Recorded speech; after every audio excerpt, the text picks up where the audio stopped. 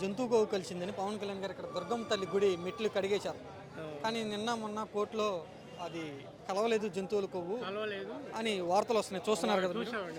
పవన్ కళ్యాణ్ ఎందుకని అలా అన్నాడు, ఎందుకని మెట్లు కడిగేశారు? కావాలని కల్పించుకొని చెప్పడం తప్ప అది తప్పు జరిగింది అనేది కాదండి. ప్రజలు అందరూ చూస్తున్నారు, ప్రజలందరూ ఒప్పుకుంటున్నారు ఈ తప్పు జరగలేదు అని చెప్పేసి అందరూ చెప్తూనే ఉన్నారు. దాన్ని నిజం చేయడానికి 10 సార్లు తప్పు జరిగింది అని చెప్పి అంటే రైట్ అయిపోదన్నది. అది వాళ్ళ ఒకళ్ళ మనసత్వాలు సార్.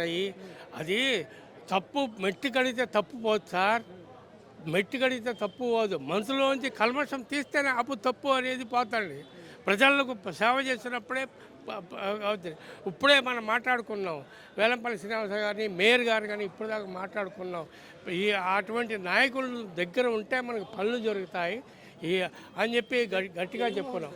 క్రైస్తవుడు హిందూ మతం మీద ఆయన వ్యతిరేకం అని అంటారు. అన్ని మతాలు సమానం సార్, సర్వం జగత్. హిందూ మతం ఒకటి కాదు, క్రైస్తవ మతం కాదు, ముస్లిం కాదు, అన్ని మతాలు ఒకటే సార్, అన్ని మతాలు ఒకటే. కాకపోతే నిన్న ఆయనకి అభిమానం కొద్ది దానిలో ఉంటున్నాడు.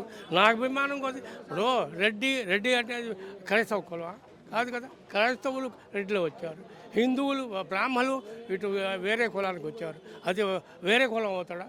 బ్రాహ్మడే, రెడ్డి. కాకపోతే వారు ప్రేమ ఉన్న దాన్ని బట్టి వాళ్ళు ఫాలో అవుతున్నారు తప్ప అదేం కాదండి, తప్పండి.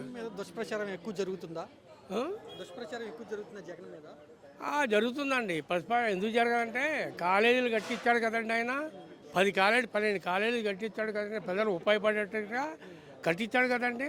అది ఉపయోగపడకుండా ఆటంకం పరుస్తున్నారు కదండి. ఉపయోగపడకుండా అది నువ్వు మానేవయ్యా, నువ్వు ఇంప్లిమెంట్ చేయలేకపోతే మానేవయ్యా నువ్వు, మేము వచ్చినాక మేము చూసుకుంటాం అని చెప్పిన దాని మీదే కాన్స్టాన్స్ చేసి తప్పు ప్రచారం చేస్తూ నా దగ్గర డబ్బు లేదు వాస్తవే లేదని ప్రజలు ఒప్పుకోరు.